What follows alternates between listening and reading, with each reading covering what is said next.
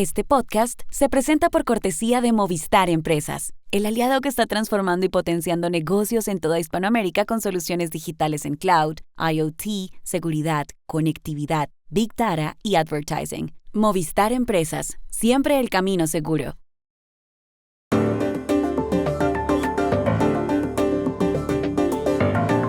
Para no perder $400 millones, la Universidad de Columbia acaba de aceptar varias exigencias que le hizo Trump.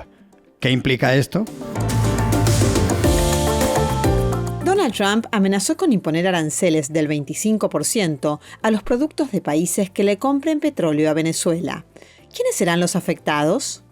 Madrid prohibirá los celulares y los computadores portátiles en la primaria de colegios públicos y concertados. ¿Es esta una medida buena o mala? Hola, bienvenidos a Y esto no es todo, el podcast del Georgetown Americas Institute de la Universidad de Georgetown en Washington, D.C. Soy Juan Carlos Iragorri, desde Madrid. Soy Paz Rodríguez Niel, desde Buenos Aires. Soy Jorge Espinosa y estoy en Bogotá. Es miércoles 26 de marzo y esto es todo lo que usted debería saber hoy.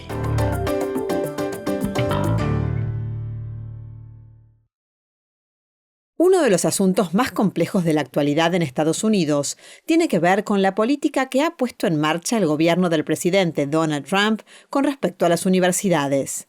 El mejor ejemplo es el de la prestigiosa Universidad de Columbia en Nueva York. Todo empezó el 7 de marzo, cuando la secretaria de Educación, Linda McMahon, anunció que el gobierno no le entregaría a Columbia $400 millones de fondos federales. La razón, la reciente pasividad del centro universitario en la protección de los estudiantes judíos. McMahon se refería a las protestas que hubo en el campus de Columbia tras los atentados de Hamás contra Israel el 7 de octubre de 2023 y tras la reacción israelí en Gaza, que ha dejado más de 40,000 muertos. En el campus hubo estudiantes judíos agredidos y se escucharon consignas como estas.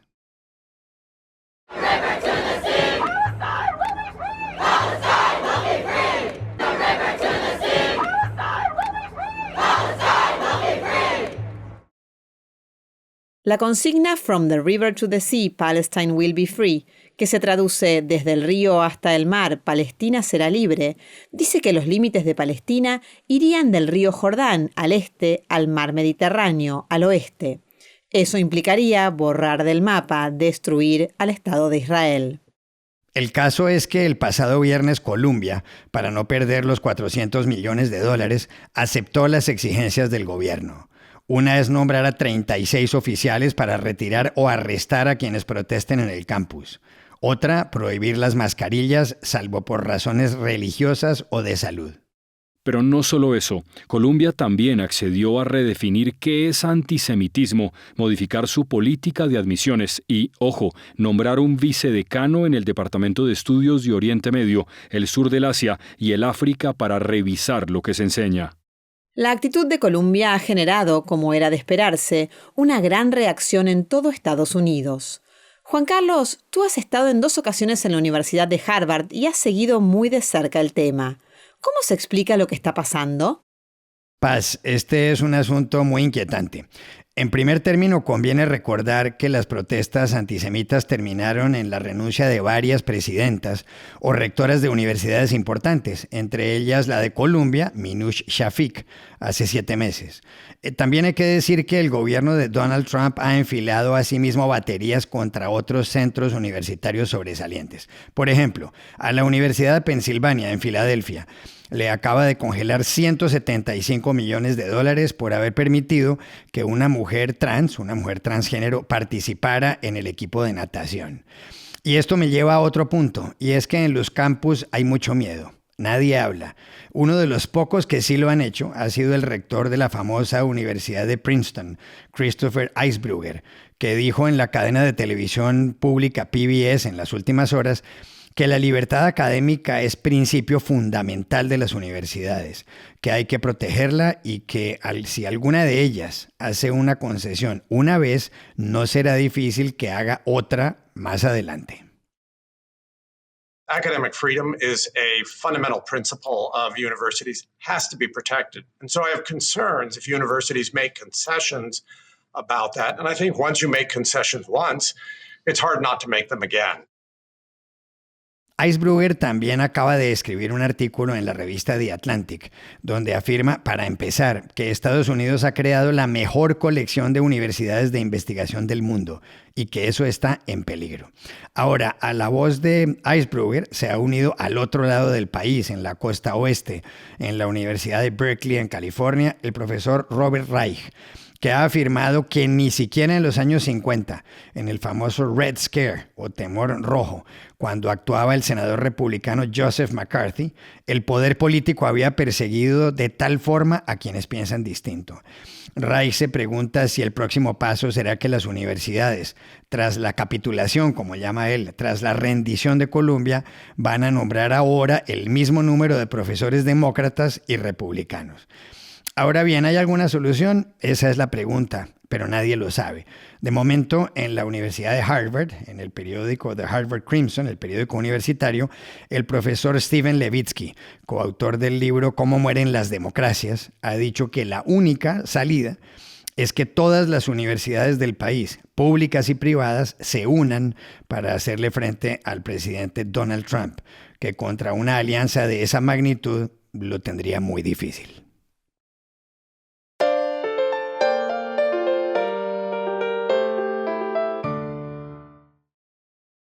El lunes, Donald Trump anunció en su red social, Truth Social, que Estados Unidos impondrá un arancel del 25% a los productos de países que le compren petróleo a Venezuela.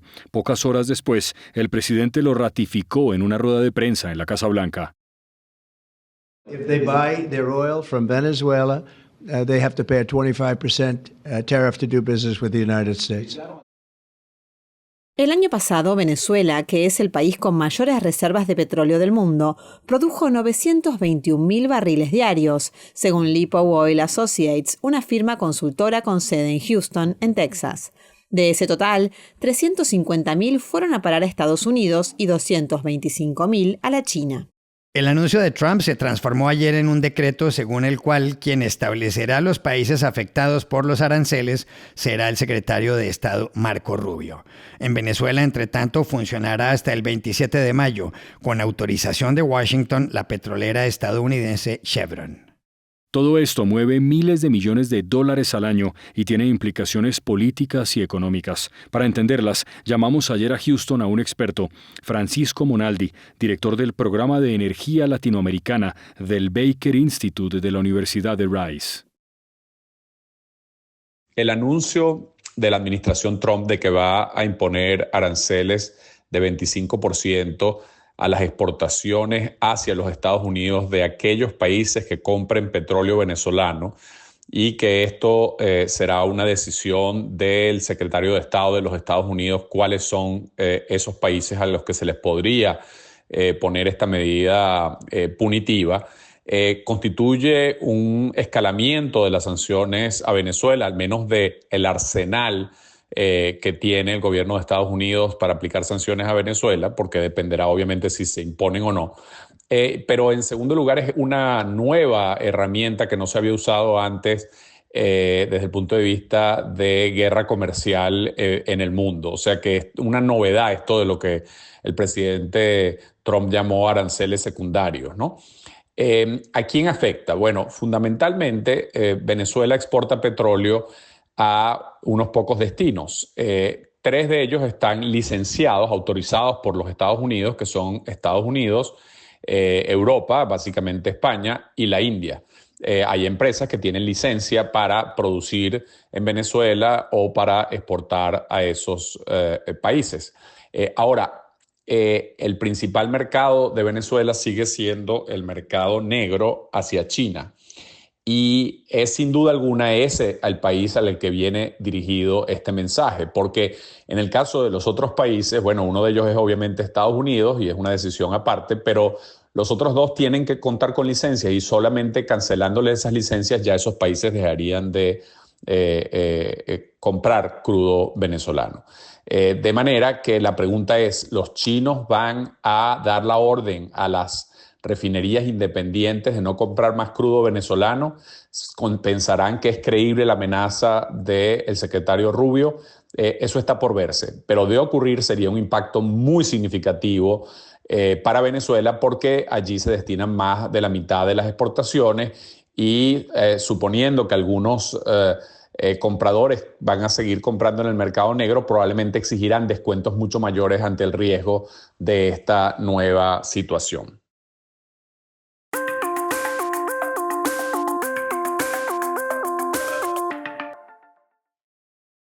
Este podcast se presenta gracias al programa de apoyo al periodismo independiente del Grupo Bancolombia, porque una sociedad mejor informada está más protegida.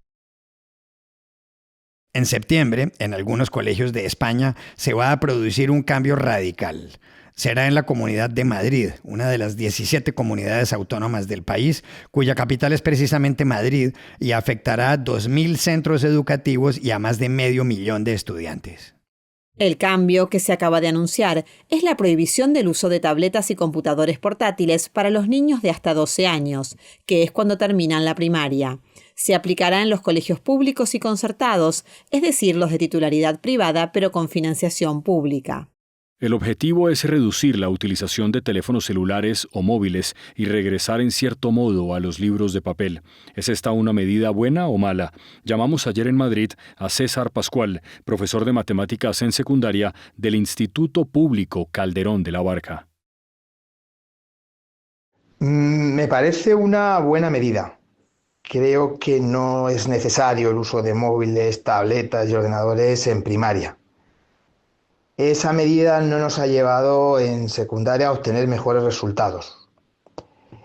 El problema, la situación en secundaria, es que nos llegan alumnos que son prácticamente adictos al uso del móvil. Entonces, aunque está prohibido el uso del móvil en los institutos de la Comunidad de Madrid, los alumnos los traen, los utilizan a escondidas. El problema es que no atienden en clase, no se enteran y los resultados pues son malos. Además de utilizarlos en clase, aunque está prohibido, pues nos cuentan ellos mismos que los utilizan muchas horas en casa. Los padres, por falta de tiempo o por las jornadas laborales muy largas, pues no ponen límites. Y entonces pasan muchas horas delante del móvil que incluso le restan horas del sueño. Y nos está ocurriendo últimamente que los alumnos se duermen en clase. Entonces yo creo que no fomentar los móviles en primaria nos va a ayudar bastante. También creo que el uso de móviles y tablets ha influido mucho en el aprendizaje. ¿De acuerdo? Se utilizan aplicaciones que quieren la inmediatez y lo que tenemos son alumnos a los que no se les ha enseñado a pensar, a trastear, a entretenerse. Todo es rápido, darle y que es verdadero o falso. Esa es mi idea. Y estas son otras cosas que usted también debería saber hoy. Rusia y Ucrania acordaron ayer un cese al fuego contra las instalaciones de energía y también una tregua en el Mar Negro, aunque la delegación de Moscú dijo que la acatará si Occidente levanta las sanciones contra el gobierno de Vladimir Putin. Si bien Estados Unidos, que ha sido el mediador en Riad, la capital de Arabia Saudí, explicó que la tregua no será solo de 30 días, Rusia señaló que sí, a partir del pasado 18 de marzo. Rusia invadió Ucrania el 24 de febrero de 2022.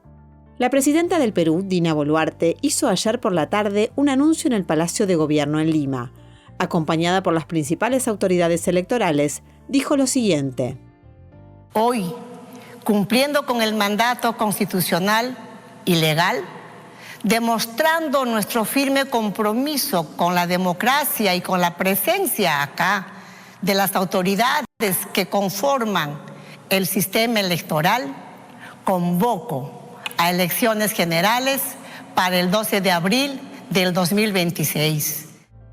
Dina Boluarte preside el Perú desde el 7 de diciembre de 2022, cuando, como vicepresidenta, reemplazó al jefe del Estado, Pedro Castillo, que fue detenido tras anunciar que quería cerrar el Congreso. Los usuarios frecuentes de ChatGPT, el bot o programa similar a la conducta humana desarrollado por OpenAI, tienen pocas relaciones offline. Así lo dicen 2 estudios elaborados por OpenAI, organización californiana de inteligencia artificial, y el MIT Media Lab, laboratorio investigativo del Instituto Tecnológico de Massachusetts. Según las investigaciones, donde participaron 5.000 personas, la soledad afecta especialmente al 10% de quienes usaron con más intensidad ChatGPT. Y aquí termina Y esto no es todo, donde siempre habrá más. En la producción estuvo John F. Burnett. Pueden suscribirse a este podcast en nuestro sitio web y esto no es todo.georgetown.edu, seguirnos en nuestras cuentas de X y de Instagram, @y esto no es todo, y buscarnos en nuestro canal de YouTube. Gracias por oírnos. Chao. Hasta la próxima.